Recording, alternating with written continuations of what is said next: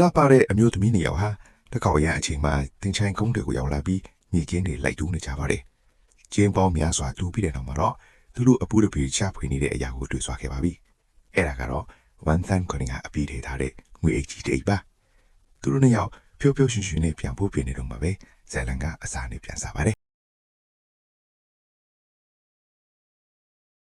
ယေစုနဲ့ဒိုဘဲတို့ကတကယ့်ကိုအရင်နှီးဆုံးတကယ်ချင်းတွေပါသွေးသားမတော်ဆက်ပြီးမဲ့သူတို့ရဲ့တန်ရောစင်ကညီမအရင်ဒီတက်တောင်ပိုနဲ့ဆိုင်သလိုဒီလောကကြီးမှာတယောက်ကိုတယောက်ပဲအားကိုးစရာရှိကြသူတွေပေါ့နီးဘက်မှာယေစုကပန်းဆိုင်မှာပန်းယောင်းဒီညဘက်မှာတော့ပါတခုမှအလုပ်လုပ်ပါတယ်သူမဟာချွေးတာပြီးရသမျှဝင်ငွေကိုစုဆောင်းနေသူပါဒီနေ့မှာတော့သူမရဲ့ပုံမှန်ဖောက်တဲ့တယောက်ပန်းလာဝဲချိန်မှာယေစုကဝမ်းသာစရာသတင်းတစ်ခုပြောပြလိုက်ပါတယ်အဲ့ဒီအချိန်မှာပဲဒိုဘယ်ကပန်းဆိုင်ထဲကိုလှမ်းဝင်လာပါတယ်။နူးညံ့တီငိန်နဲ့ရဲဆိုးနဲ့ရှင်ရင်ဒိုဘယ်ကပွင့်လင်းရဲသိမ်းပြီးအလုံးလုံးရင်လည်းပြတ်သားမြန်ဆန်သူပါ။ပန်းဆိုင်အလုံးသိမ်းတာနဲ့ဒိုဘယ်ကရဲဆိုးကိုညကလတ်မှာအလုံးဆက်လုပ်ဖို့ကားမောင်းပို့ပေးပါတယ်။ဒိုဘယ်ရဲ့ကားမောင်းပုံကတကယ်ကိုကြမ်းတမ်းပြီးရဲတင်လွန်းတာကြောင့်လမ်းသွားလမ်းလာတွေကအလန့်တကြားလဲချကြပေမဲ့သူမကတော့ဒါကူကျင့်တာရနေပါပြီဒိုဘဲဟာသူမစီကိုအလို့လို့ရောင်းလာတဲ့ဖောက်တယ်ဦးတွေကိုတရားမဝင်ဝိတ်ချစီတွေလည်းလက်ရောင်းပါသေးတယ်ဒီလုပ်ပြီးတော့ဒိုဘဲလာယေစုကိုဘာမှအလုပ်ပို့ပေးပါတယ်ယေစုစံသွားတာနဲ့လူမိုက်သေးကျွန်းကဒိုဘဲရဲ့ကားထဲကိုဝင်လာပြီးအကျိုးအများအညာကြီးရမယ်အလုပ်တစ်ခုရှိတယ်လုံးမလားလို့လာမေးပါတယ်ဒိုဘဲကတော့သေးကျွန်းရဲ့အလုပ်တွေကတရားမဝင်တာကြီးပဲဆိုတာဖိလို့သူ့ကိုကီလို့မဆိုင်ပဲဖြတ်ဖြတ်သားသားညင်းလိုက်ပြီးမယ်သေးကျွန်းကတော့ဇောတင်းတိုက်သွန်းနေတော့ပါပဲယေစုကတော့ညကလရဲ့နောက်ွယ်မှာအဖော်ဖစ်တော့ပေးုံပဲဆိုတဲ့အပြာရောင်လက်ပတ်ကိုပတ်ပြီးအလှပြင်နေပါလေ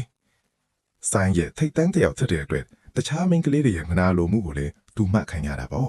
။မကြခင်ပါပဲမိန်းကလေးတယောက်ကယေစုကိုငါတို့နဲ့မတူဘူးလို့လောင်ပြောင်ပြီးဒီပတ်ပြီးရင်တော့ဂုံထိတ်ခါရှိအနားယူတော့မှမလားလို့ဆိုပါလေ။ယေစုအလှပြင်ပြီးထိုင်နေတော့နောက်မိန်းကလေးတယောက်က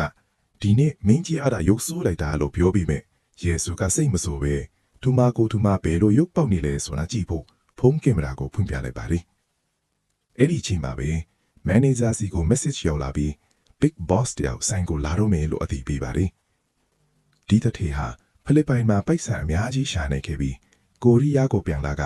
ဘားတွေကိုအများကြီးဝယ်ထားသူပြီလို့အရေးကြီးတဲ့ဖောက်တယ်လို့သတင်းကြီးနေတာပေါ့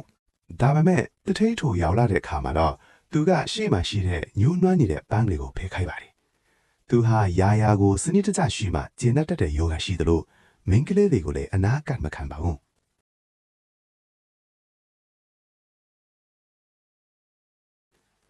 တောက်ပြီးတဲ့နောက်မှာတော့ဘတ်စကတ်ဘောနီးပြားကသူ့ရဲ့တကယ့်ရည်ရွယ်ချက်ကိုပြောပါတယ်သူကနီးပြားကြီးဖြစ်သလိုကျယ်ရင်ကစားသမားတွေလည်းရှိတာကြောင့်ကွင်းထဲကအခြေအနေကိုလုံးဝထိန်းချုပ်နိုင်တယ်လို့ဆိုပါတယ်သူကတထေးထိုကိုတေချာစီးစင်ထားတဲ့အားကစားပွဲမှာအနိုင်ရအောင်လုပ်ပေးချင်တာပါဒါပေမဲ့တထေးထိုကတော့ပြုံးယုံပဲပြုံးနေပါတယ်ပါတီအပြီးမှာနီးပြကယေစုကိုတထေးထိုကရိုင်းဆိုင်ကြောင်းနဲ့မကြခင်မှာငါစီကိုပိုက်ဆံအများကြီးဝင်လာတော့မှအဲ့ဒီခါမင်းဘဝကောင်ကကဲတင်ပေးနိုင်တယ်လို့ကြွားပါပါလေ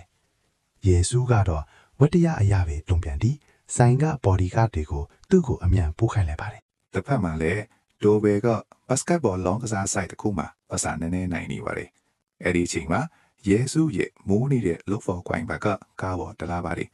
ဒီအချိန်မှာပဲဖုန်းထဲကိုမန်နေဂျာချွဲဟာလူလိန်တယောက်ဖြစ်ပြီးကန်နန်ဖီလာအတွက်စာချုပ်ထားတဲ့သူတွေအလိန်ခံရပြီးဖြစ်ကြောင်းနိုတီတလာပါတယ်ယေစုဝန်ထမ်းသားနေဆောင်ကိုပြန်ရောက်ချိန်မှာတော့သူမရဲ့လုတ်ဖော်ကိုင်းဘက်တွေဟာမြေကြီးပေါ်မှာတူးထောက်ပြီးမန်နေဂျာချွဲကိုကျင်းစဲငိုယူနေတာတွေ့လိုက်ရပါတယ်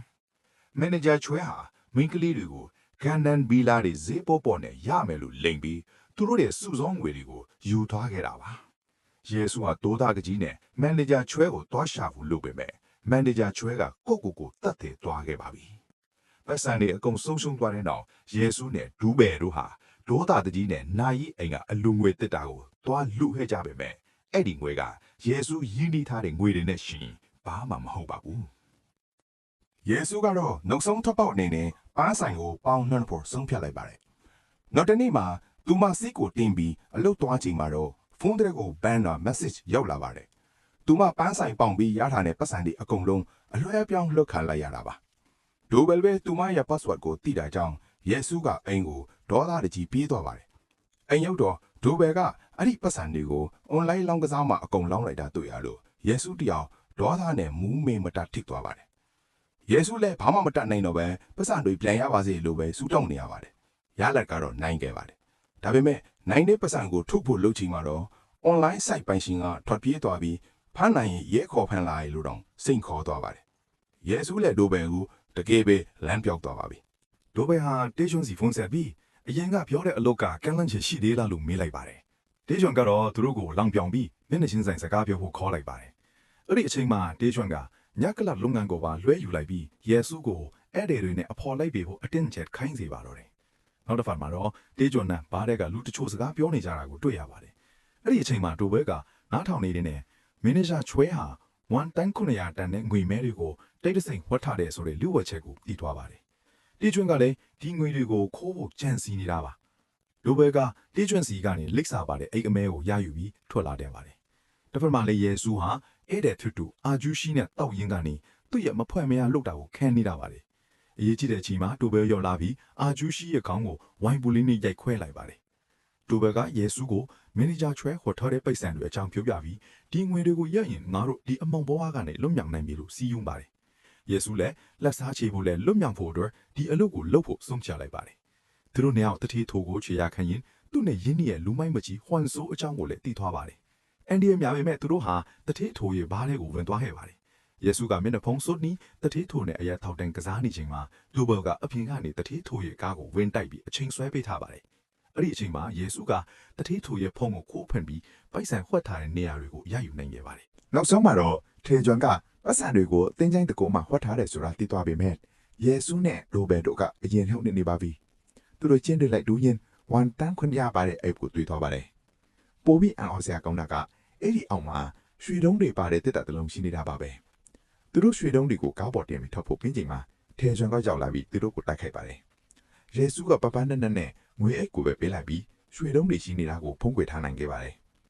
ယေစုဟာဒီရွှေတုံးတွေကိုဂျပန်ကိုမှောင်ခိုပို့ဟအတွက်သူမရဲ့မိခင်ဟောင်းချွေကားရုံးကိုကကူအညီတောင်းပါတယ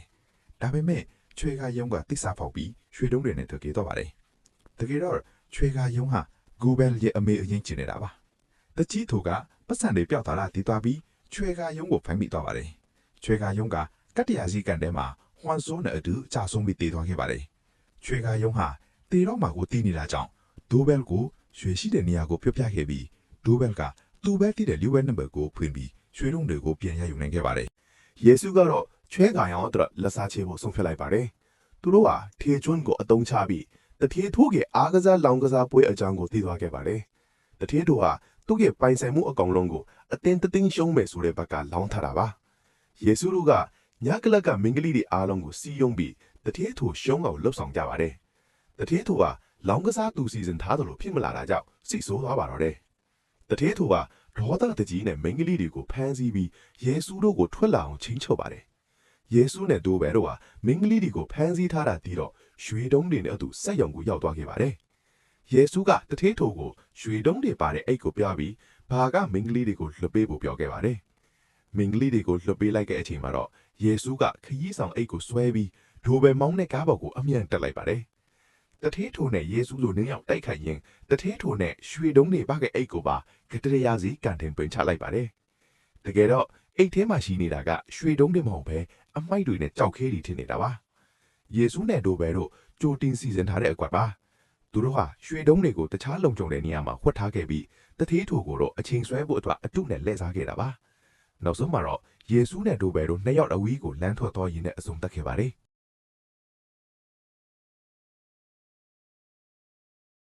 ဒီဇာတ်ကားလေးတွေကိုနောက်ထပ်နောက်ထောင်ဖို့အတွက် like နဲ့ subscribe လုပ်ထားဖို့မမေ့နဲ့ဦးနော်နောက်ထပ်ဘလို့ဇာတ်ကားမျိုးကို recap လုပ်ပေးရမယ်လဲဆိုတာ comment မှာရေးခဲ့အောင်ညအားလုံးကိုကျေးဇူးတင်ပါတယ်